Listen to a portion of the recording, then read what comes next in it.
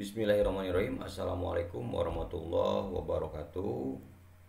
Bismillah, alhamdulillah, wassalatu wassalamu ala rasulillah wa ala alihi wa sahbihi wa mawalah. Puji dan rasa syukur marilah kita panjatkan kehadirat Allah Subhanahu wa taala, yang mana pada kesempatan kali ini saya dapat berjumpa bertatap muka melalui media virtual. Sholawat serta salam semoga tetap tercurah limpah kepada Habibana wa Nabiyana Muhammad Sallallahu Alaihi Wasallam, kepada para keluarganya, kepada para sahabat, alim ulama, tabiin tabiat, juga termasuk kepada kita selaku umatnya. Semoga kita mendapatkan syafaat darinya, amin ya Allah ya Rabbal Alamin. Sebelumnya saya ucapkan terima kasih kepada Bapak dosen, Bapak Edi Setiawan, SOS MSI, yang telah memberikan kesempatan atau memfasilitasi melalui penugasan mata kuliah Ekologi Administrasi Negara, dan saya akan mengambil judul atau tema tentang pembangunan versus lingkungan. Untuk mempersingkat waktu, marilah kita buka acara ini dengan bacaan basmalah bersama-sama. Bismillahirrahmanirrahim. Untuk selanjutnya saya mengambilkan judul atau tema pembangunan versus lingkungan. Nah, sebelum kita beranjak kepada pengertian pembangunan versus lingkungan, saya akan menjelaskan atau memberikan gambaran tentang mata kuliah Ekologi Administrasi Negara, yang mana pengertian ekologi adalah ilmu yang mempelajari interaksi antara manusia dengan lingkungan. Dan selanjutnya pengertian administrasi negara atau public administration, yaitu segala kegiatan atau proses untuk mencapai tujuan negara yang telah ditentukan, yaitu dari pemerintahan terendah sampai yang tertinggi. Jadi dapat saya simpulkan bahwa ekologi administrasi negara adalah serangkaian proses yang terorganisir dari suatu aktivitas publik atau kenegaraan yang bertujuan untuk memecahkan masalah-masalah publik melalui perbaikan-perbaikan, terutama di bidang organisasi, sumber daya manusia, dan keuangan. Selanjutnya, di sini ada dua definisi, yaitu pembangunan dan lingkungan. Untuk pembangunan itu sendiri adalah hasil dari kegiatan dan program yang dibuat oleh pemerintah yang peruntukan bagi masyarakat untuk menunjang pencapaian kesejahteraan sosial. Selanjutnya lingkungan. Lingkungan adalah kombinasi antara kondisi fisik yang mencakup keadaan sumber daya alam seperti tanah, air, energi surya, mineral, serta flora dan fauna yang tumbuh di atas tanah maupun di dalam lautan, dengan kelembagaan yang meliputi ciptaan manusia seperti keputusan bagaimana menggunakan lingkungan fisik tersebut. Nah, di sini pembangunan adalah sebuah harapan atau salah satu penunjang pencapaian kesejahteraan masyarakat. Jadi masyarakat ini sangatlah terbantu akan adanya pembangunan. Nah, akan tetapi dalam pembangunan ini banyaklah dampak atau salah satu kerugian-kerugian, terutamanya terhadap lingkungan, yang mana pembangunan dan lingkungan ini sangatlah terikat satu sama lain dan saling membutuhkan. Nah, lingkungan di sini adalah sebagai wadah atau tempat masyarakat tersebut, yang mana untuk sampling saya bahwa saya mengambil sampel untuk bendungan Waduk Jati Gede, yang mana bendungan tersebut adalah bendungan paling terbesar dan sangat bermanfaat. Akan tetapi banyaklah sebuah kerugian atau dampak yang dirasakan oleh masyarakat itu sendiri, yang mana tadinya mempunyai pekerjaan sekarang menjadi tidak mempunyai pekerjaan, yang tadinya mempunyai lahan garapan sekarang menjadi pengangguran dan lain sebagainya.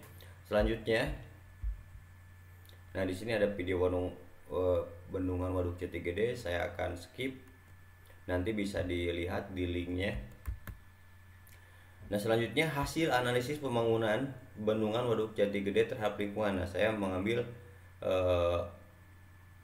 hasil atau analisis tentang pembangunan bendungan Waduk Jati Gede, yang mana Waduk Jati Gede adalah sebuah waduk yang terletak di Kabupaten Sumedang, Provinsi Jawa Barat. Pembangunan waduk ini telah lama direncanakan sejak zaman Hindia Belanda. Nah, waduk ini mulai dibangun tahun 2008 pada masa kepresidenan Susilo Bambang Yudhoyono dan baru diresmikan pada tahun 2015 serta beroperasi penuh pada tahun 2017. Waduk ini dibangun dengan membendung aliran Sungai Cimanuk dari Garut di wilayah Kecamatan Jati Gede, Kabupaten Sumedang dengan kapasitas tampung 979,5 juta meter kubik air. Waduk Jati Gede merupakan waduk terbesar kedua di Indonesia. Nah, ini bukan terbesar atau di Indonesia saja, bahwa bendungan Waduk Jati Gede ini terbesar se-Asia Tenggara. Nah, selanjutnya, di sini ada tujuan serta manfaat pembangunan Waduk Jati Gede, yang mana Waduk Jati Gede difungsikan sebagai pusat pengairan untuk 90.000 hektar lahan pertanian produktif di Kabupaten Cirebon, Kabupaten Indramayu, dan Kabupaten Majalengka. Nah, sudah jelas bahwa tujuan pemerintah itu adalah peningkatan pangan untuk pengairan lahan pertanian produktif di Kabupaten Cirebon, Kabupaten Indramayu, dan Kabupaten Majalengka. Bahwa kabupaten tersebut itu sangatlah banyak area pesawahan. Nah, dari mana irigasi pengairannya? Dari Waduk Jati Gede ini. Nah, harapan pemerintah itu untuk meningkatkan kesejahteraan masyarakat di bidang pertanian. Akan tetapi salah satu dampaknya itu sudah jelas bahwa dampak dari bendungan Waduk Jati Gede ini sangatlah menjadikan polemik di masyarakat dan warga terdampak tersebut. Nah, selanjutnya di sini ada dampak pembangunan Waduk Jati Gede, yang mana dampak sosial dan ekonomi yang terjadi akibat pembangunan Waduk Jati Gede adalah, satu, hilang atau berubahnya mata pencaharian. Tadi sudah dijelaskan bahwa hilangnya atau berubahnya mata pencaharian yang tadinya petani dari wilayah daerah, contoh kita ambil Cipaku atau Cisema atau daerah lain yang tergenang, bahwa mata pencaharian masyarakat tersebut adalah lahan pertanian. Nah, sekarang ketika dibendung atau terjadinya penggenangan Waduk Jati Gede, sekarang menjadi tidak mempunyai lahan pekerjaan, dan apa boleh buat, masyarakat tersebut memilih dengan menjadi salah satu pembudidaya ikan atau di sana nelayan Waduk Jati Gede. Nah, yang kedua, kesempatan kerja dan berusaha. 3, perubahan tingkat pendapatan masyarakat, perubahan pola hidup, kebiasaan masyarakat. Nah, sudah jelas bahwa kesempatan kerja dan berusaha ataupun perubahan tingkat pendapatan masyarakat itu sudah jelas menurun. Yang tadinya tujuan pemerintah itu meningkatkan kesejahteraan, sekarang karena berubahnya lingkungan baru, bahwa perubahan yang tadinya meningkat atau 80% sekarang menjadi 0 lagi.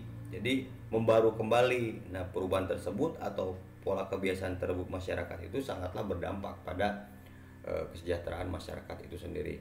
Nah, selanjutnya, saya akan mengambil resolusi atau pemecahan masalah, bahwa pemecahan masalah atau solusi permasalahan yang dapat kita simpulkan bahwa pemberdayaan sumber daya manusia itu sangatlah penting. Pemberian bantuan pinjaman modal dan atau lahan usaha itu sangatlah diharapkan, melakukan penghijauan di sekitar bendungan Waduk Jati Gede, memberikan lahan pekerjaan baru pada masyarakat terdampak, penguatan mental terhadap masyarakat dengan membantu memudahkan proses kependudukan baru pada masyarakat terdampak.